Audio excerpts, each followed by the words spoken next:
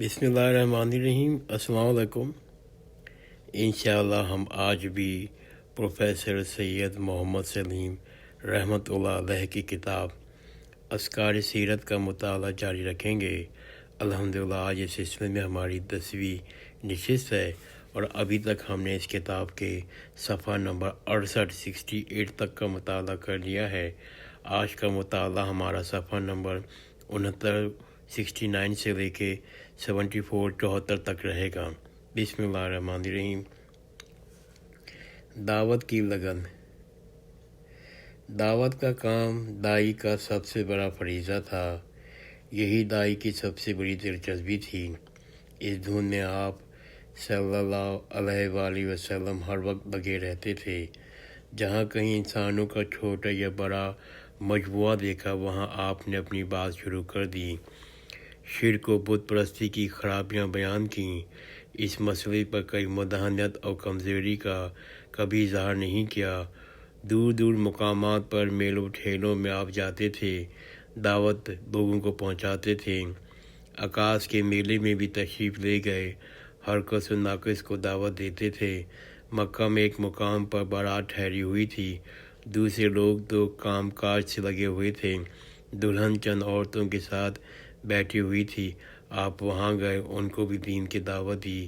آپ سب کو دعوت دیتے تھے۔ اس سخت جافشانی سے آپ کی صحت متاثر ہونے لگی تھی، تو شفیق بیوی نے ایک روز عرض کیا، آپ ذرا آرام بھی کیا کریں، دوپہر میں قیلولہ کر لیا کریں۔ اس کے جواب میں آپ نے فرمایا، ختیجہ سونے کا ٹائم تو گیا۔ اس جواب کے اندر جھانکا دی کہ آپ دعوت کے کام کو کس قدر ضروری سمجھتے تھے۔ ہمیں بھی دعوت کا کام اسی انداز پر انجام دینا ہوگا۔ ہمیں بھی دعوت کا کام اسی انداز پہ انجام دینا ہوگا۔ یہ کوئی وقتی یا ہنگامی کام نہیں ہے۔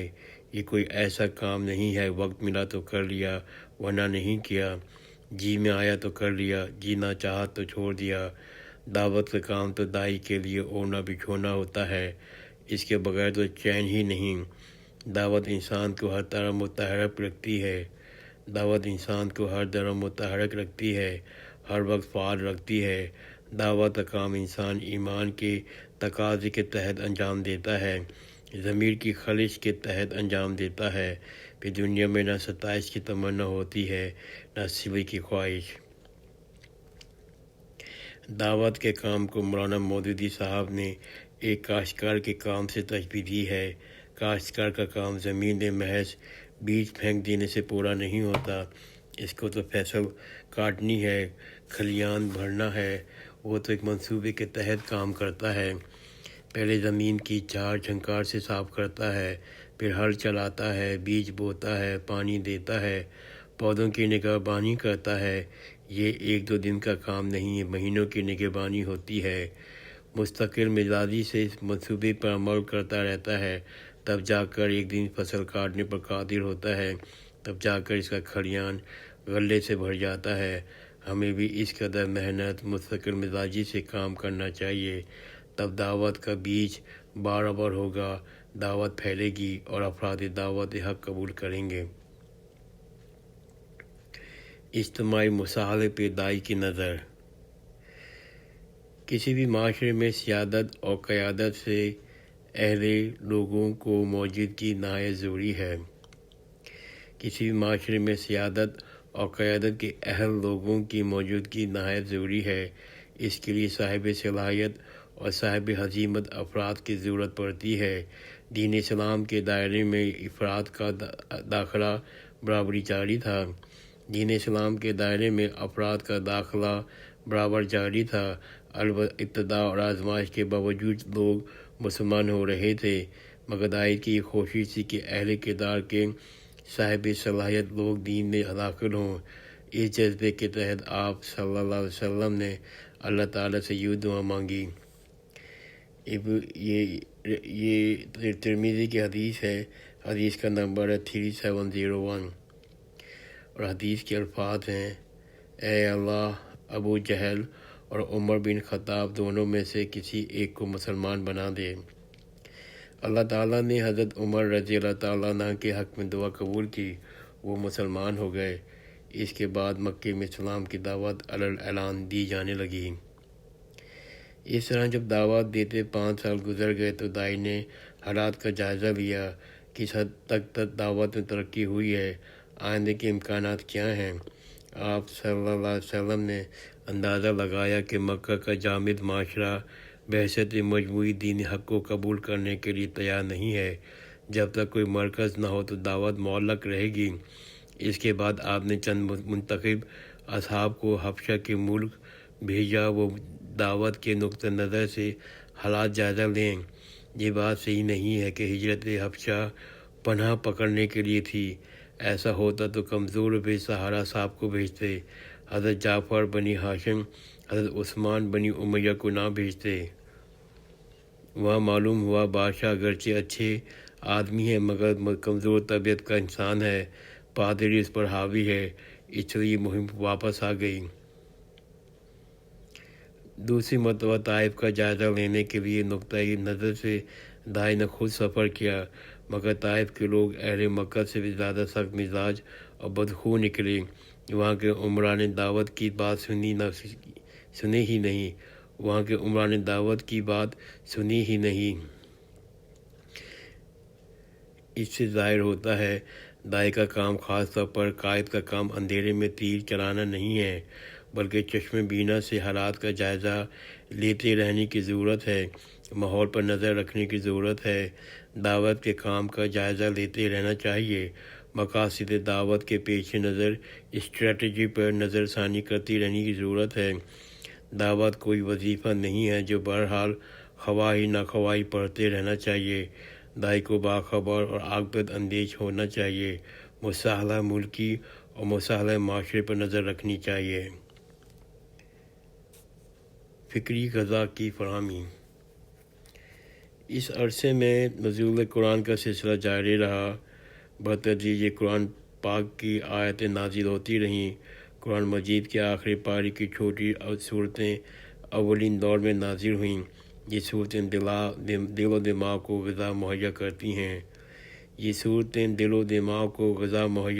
ہیں، ذہنوں کو جھنجھوڑ کے رکھ دیتی ہیں، دلوں کو سرگرم عمل بنا دیتی ہیں۔ اس طرح تطہیر افکار کا اور تربیت اذہان کا سلسلہ بھی مسلسل پابندیوں سے جاری رہا۔ اس طرح مکے کی تربیت گاہ میں افکار و اعمال و کردار کے نئے سانچوں میں ڈھل ڈال کر ایک ایسا انسان تخلیق ہوتا ہے۔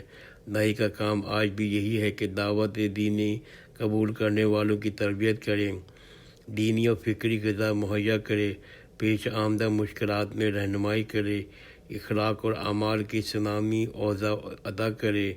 مولانا مودودی اپنی زندگی میں دوسرے تنظیمی فرائض کے ساتھ اس فریضے کو بحسن خوبی انجام دیتے رہے۔ ہر درجہ قابل قدر فکری سرمایہ کتابوں کی شکل میں وہ ہدایت اور رہنمائی کے لیے چھوڑ گئے ہیں، جن میں سے ایک عالم فیض یاب ہو رہا ہے۔ اس کے بعد فکری غذا کی شدید کمی محسوس ہو رہی ہے۔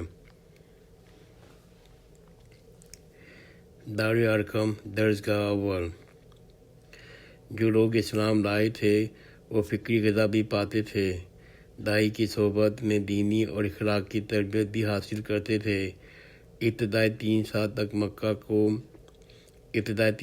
تک مکہ میں اسلام کا نام لینے والا بہت مشکل تھا، لیکن دارالارقم میں صبح شام اندھیروں میں 9 مسلم جمع ہوتے تھے، نماز سیکھتے تھے، قرآن مجید پڑھتے تھے، رسول اللہ صلی اللہ علیہ وسلم کی صحبت سے مستفید ہوتے تھے۔ آپ کی صحبت ایک مستقل درسگاہ تھی۔ اس طرح دائی سے روزانہ نیا عزم اور نیا حوصلہ لے کر دعوت کے کام میں آگے بڑھ رہے تھے۔ آج کے جاہلی معاشرے میں دعوت کے اس پروگرام میں خلوص دل کے ساتھ عمل پیرا ہوں تو آج بھی دین کی دعوت دون دنی اور رات چگنی ترقی کرتی نظر آئے گی۔ آج کے جاہلی معاشرے میں دعوت کے اس پروگرام میں خلوص دل کے ساتھ عمل پیرا ہوں تو آج بھی دین کی دعوت دین دنی اور رات چوگنی ترقی کرتی نظر آئے گی۔ بنی نوح انسان پر حضرت صلی اللہ علیہ وسلم کے احسانات۔ خلیفۃ اللہ اسلام وہ دین ہے جس نے نوع بشر کو شرف انسانیت سے ہمکنار کیا۔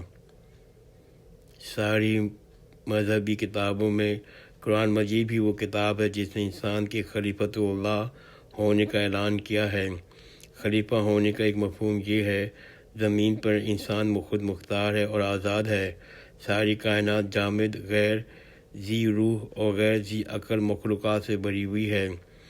فرشتے بھی حکم کے پابند ہیں، غلام ہیں۔ کائنات میں صرف اللہ تعالیٰ کی واحد ہستی ہے جو آزاد اور خود مختار ہے۔ انسان کے خلیفہ ہونے کا اعلان سن کر ازل میں فرشتوں نے یہ اعتراض کیا، یہ خود مختار ہستی ضرور دنیا میں فساد و فساد پھیلائے گی۔ انسان کے خلیفہ ہونے کا اعلان سن کر ازل میں فرشتوں نے اعتراض کیا تھا، یہ خود مختار ہستی ضرور دنیا میں فتنہ و فساد پھیلائے گی، ضرور خون خرابہ کرے گی۔ اس اعتراض کے جواب میں اللہ تعالیٰ نے انسان کو علم اور عقل کی نعمت سے نوازا۔ سورہ بقرہ آیت نمبر 31۔ اور اللہ تعالیٰ نے آدم کو اب تمام نام سکھا دیے۔ اور اللہ تعالیٰ نے آدم کو تمام نام سکھا دیے۔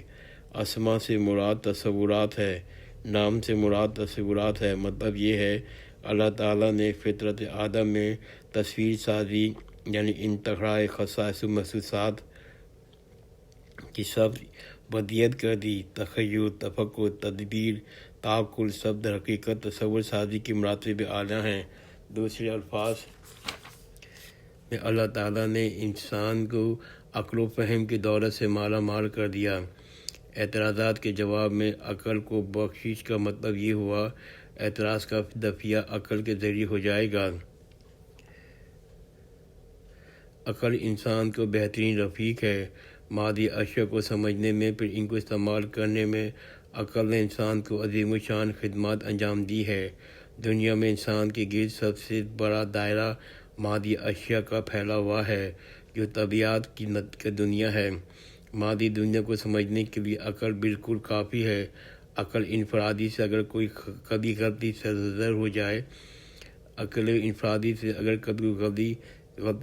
ہو جائے تو عقل اجتماعی اس غلطی کی اصلاح کر دیتی ہے۔ مادے کی تحلیل کرنے، ان کی خواص معلوم کرنے، ان کو پرکھنے، جانچنے اور استعمال کرنے میں عقل انسانی کو غیر معمولی کامیابی حاصل ہے۔ صدیوں سے عقل کی قد و کاوش جاری ہے جس کے نتیجے میں مادی دنیا سے متعلق جمع کردہ ایک عظیم الشان ذخیرہ آج انسان کے پاس موجود ہے۔ اس ذخیرے کے استعمال کر کے انسان نے حیرت کن ایجادات اور اختراعات کر ڈالی ہیں۔ اس کی وجہ سے آج انسان ہوا میں اڑ رہا ہے، پانی میں تیر رہا ہے اور پہاڑوں کا جگر چیر رہا ہے۔ انشاءاللہ آج میں اپنا مطالعہ یہاں ختم کرتا ہوں۔ آئندہ کی نشست میں ہم اس کا مزید مطالعہ کریں گے۔ جزاک اللہ خیر، خدا حافظ۔